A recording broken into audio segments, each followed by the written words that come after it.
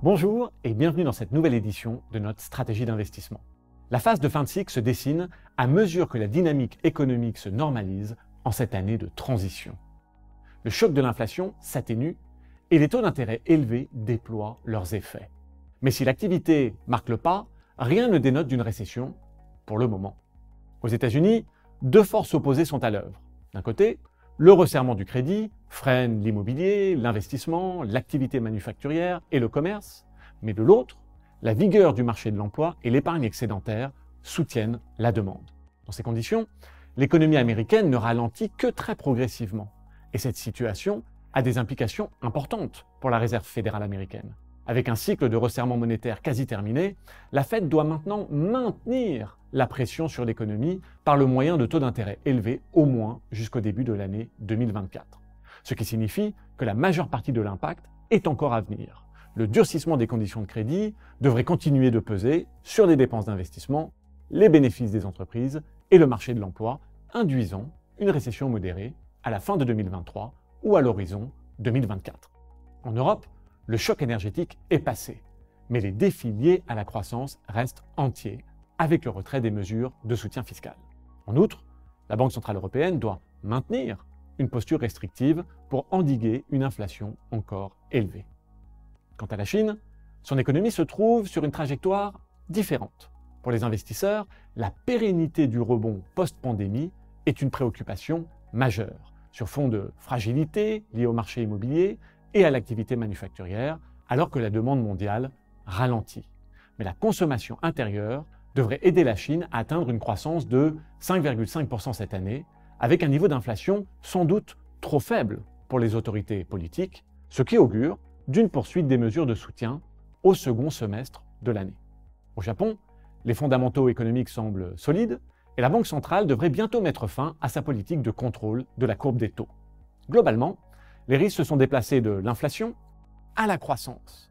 Et si la décrue des pressions inflationnistes se poursuit dans les économies développées, le risque d'un atterrissage brutal semble faible et les taux d'intérêt élevés continueront de contraindre la demande.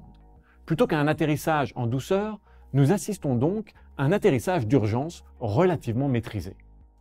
Tournons-nous maintenant vers Marc pour découvrir ce que cela signifie pour notre positionnement de portefeuille. Les marchés financiers ont progressé avec le recul de l'inflation malgré les perspectives de croissance mitigées que Samy vient d'évoquer. La résilience des portefeuilles est essentielle dans cette nouvelle phase du cycle. Cela se traduit par une exposition neutre aux actifs risqués et un biais défensif au sein des classes d'actifs, afin de pouvoir naviguer un large éventail de scénarios économiques. Nous conservons une allocation neutre aux actions, privilégiant les valeurs de qualité et le secteur de la consommation de base, dont les performances sont généralement solides durant les phases de fin de cycle. Bien sûr, l'évolution des bénéfices des entreprises reste déterminante. Compte tenu des taux élevés, la croissance des bénéfices aux États-Unis devrait ralentir à mesure que la récession s'approche.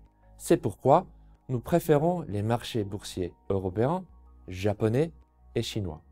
En ce qui concerne les obligations, nous maintenons une exposition surpondérée privilégiant les emprunts d'État et le crédit de qualité. Sur le marché d'échange, le dollar américain devrait se déprécier, en particulier par rapport au yen japonais et au franc suisse. Enfin, nous avons augmenté notre allocation à l'or, dont le prix devrait atteindre 2100 $ l'once. Le cours du pétrole devrait aussi progresser pour atteindre environ 90 $ le baril, sur fond de réduction de production de l'OPEP et une demande résiliente. Alors que le cycle économique avance, nous continuons de saisir des opportunités tactiques et d'exploiter les changements structurels, comme le ralentissement de la croissance potentielle et le vieillissement de la population, la fragmentation géopolitique qui remodèle le commerce mondial et l'intelligence artificielle, et surtout la transition climatique qui attire des niveaux inédits de dépenses d'infrastructures et crée de nouvelles opportunités pour les investisseurs. Merci beaucoup pour votre attention.